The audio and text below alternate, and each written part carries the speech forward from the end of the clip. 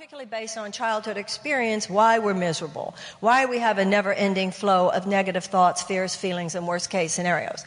But one of the things that we look at here is how often many of us have experienced an analysis of many of these neurotic patterns that we have, and then found that just analyzing them, understanding their roots in childhood experience, did not of itself make them go away.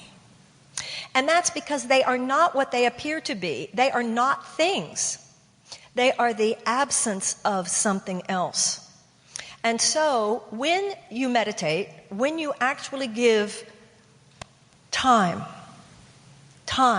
to, whether it's as a Course in Miracles student, reading of the book, the doing of the lessons, we've come to understand about food and exercise. And if you want to be healthy and you want your body to feel good, you can't eat a lot of junk all the time. It's not so much you should, it's just this is how it is. If you eat a certain kind of junk food all the time, you will not feel good inside your body. Your body will reflect it. You will have the kinds of lethargy and sometimes even lack of good health that would imply. Do you have a problem? Can I help? Okay. Thank you.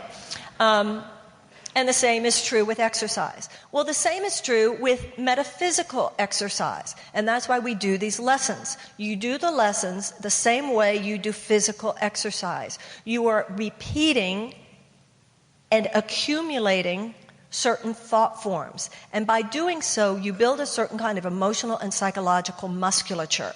So the Course in Miracles, the line in the Course is, you achieve so little because your mind is undisciplined. You achieve so little because your mind is undisciplined. So what the Course in Miracles says about this index card, Jay, is that there's a lack of discipline that is going on. But the discipline has to do with supplanting. One of the ways that you get rid of an old tape is that you tape over it. And in a situation where we are not proactively claiming the light, the darkness will be there. Now, we talk often about the fact that in the realm of the mind, it's as though there are two parallel universes. There is someone thinking fear, negativity, worst case scenario, they don't like me, I'm being excluded. 2,000 years ago, Western psychology had not been invented. There was only one word for those things, and it was called hell. Okay? And that is literally what hell is, the Course in Miracles says. It is what the ego mind would make of the present. So that's what that one dimension, one parallel universe is. Now there's another parallel universe.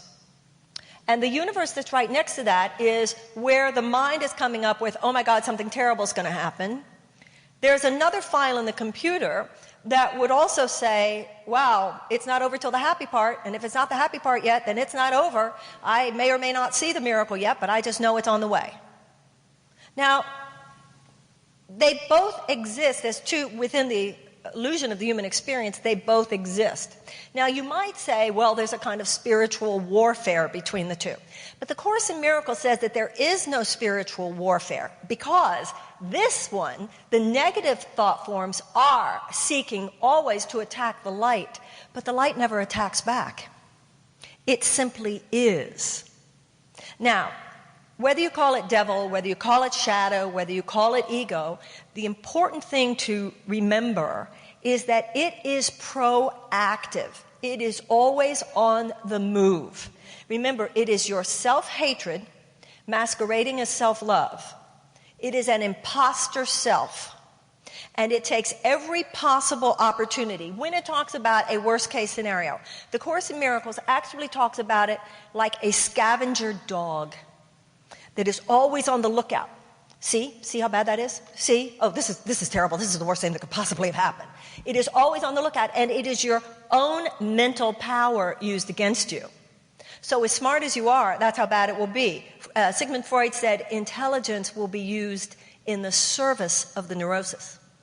So your being smart only makes it worse, and you really realize how smart you are. I remember when I first started the Course in Miracles, and this whole understanding came into me that I had to be powerful to mess things up all the time as consistently and strongly as I did. There had to be power in there somewhere.